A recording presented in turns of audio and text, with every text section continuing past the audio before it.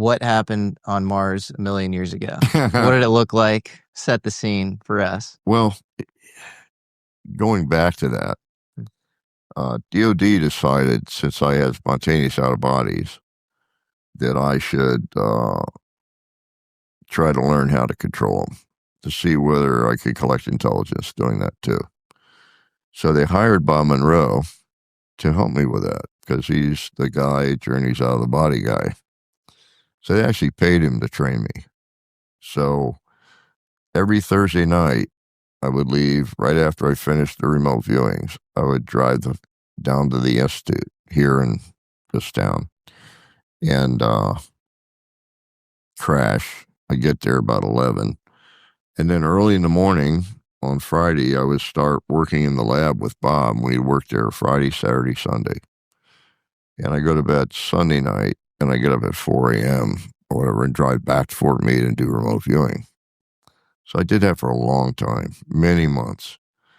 And so I was being trained in that when I was taking a nap. It was a Saturday evening. I'd been working for 2 days with Bob, so I was tired. So he was doing some kind of work in the lab, and I was taking a nap in the isolation chamber we have in the lab. And he woke me up. He said, I have some people here from DOD. They brought a target. And I said, oh, really? He said, yeah, I have the envelope in my shirt pocket. They gave him a sealed envelope he folded over, put it in his shirt pocket. And I have a card here with GPS locations. So I'll read them to you and you tell me what's there. So the first GPS location he read was a huge pyramid.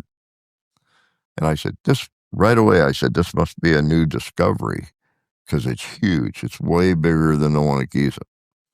And it's got monster rooms inside, which is not making any sense to me at all.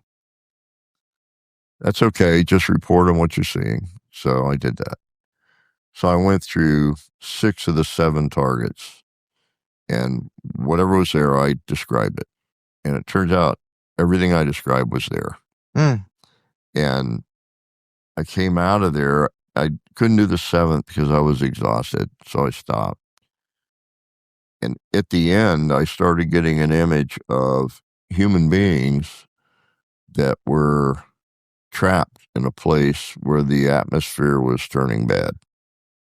I couldn't figure that out. So I said to Bob, I said, the sun looks really weird. And he said, I don't care about the sun. Just tell me what's going on. So I said, evidently there's some kind of calamity here. And so I started thinking maybe this is a future target. I didn't know. But the whole time I thought I was on Earth and it was a new discovery. And so I came out of there and I said, it's obvious that these people are dying for some reason, but they're human. They're just really big people. They're like twice our size, 12 feet tall, but they're just like us. And they're dying, and these pyramidal places are like hibernation chambers. They're trying to survive until somebody comes to save them. And he says, well, what is this target? It's just like a new discovery or something. And the guy from DOD said, Bob Monroe has the target in his pocket. So I pulled it out of my shirt pocket, opened it up, and it said Mars, 1 million BC, which made me angry. And I'll tell you why. I hate doing a target where I cannot prove ground truth, because then I don't know if it's real or I'm inventing it. It doesn't do me any good. And I can't actually sit there and say, this is exactly 100% correct. It's unfalsifiable. Yeah, unfalsifiable, but unprovable. So it made me angry. So I said, give me the card. I took the card and the envelope, put it in my shirt pocket. I said, the next time I'm at JPL, Jet Propulsion Lab in California, I'm going to find out whether they have negatives of these locations and get them.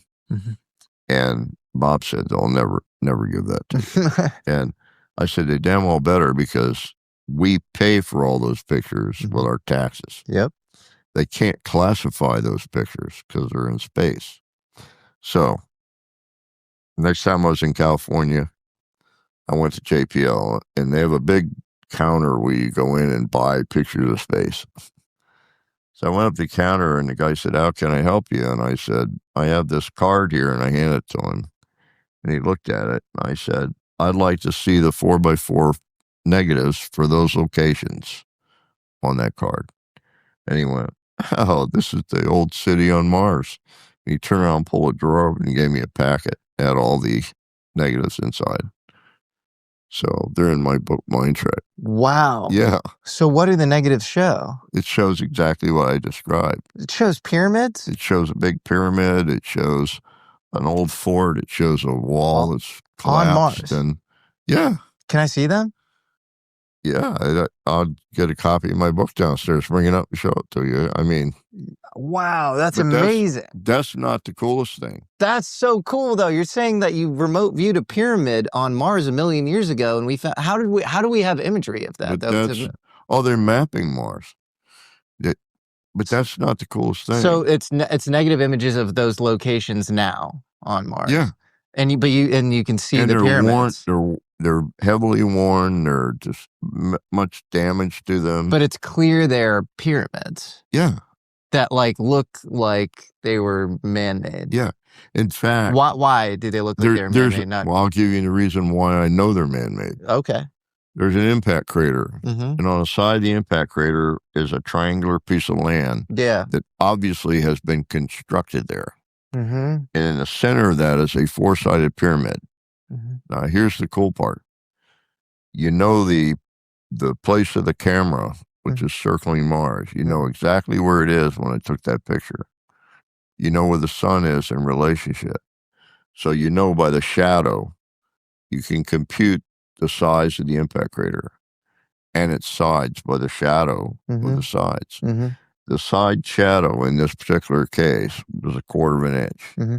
That 1/4 of an inch represents about 3,000 feet. So the impact crater walls are 3,000 feet high. That 4-sided pyramid on that little triangle piece of land on the edge of the impact crater has got a shadow 2.5 inches long. Now tell me how tall that is. That's not a pyramid, that's a shard. And it's thousands of feet tall. And I actually asked the guy at JPL, I went many times at JPL, I said, "What the hell is that?" I don't know. Best guess is it grew there. And I said, "You're out your mind. If it was an impact crater that occurred after it was there, it would have blown it away." I think it was from an It was put there after the impact crater. The shard was put there after the impact crater. By who? So you tell, right. What? Exactly. And what would I'm even trying to think of what the purpose of the shard would be. Don't know. That's fascinating. Do you have images of that? Yeah. But here's the thing. Okay? This is awesome. I went out of my way to get a hold of other negatives. And each negative is probably 50 by 50 miles on Mars. So you have to look at that negative over a long period of time, line by line by line. I have probably somewhere in the neighborhood of 60-something photographs of things on Mars that are clearly alien. Really? Yeah. Like what else?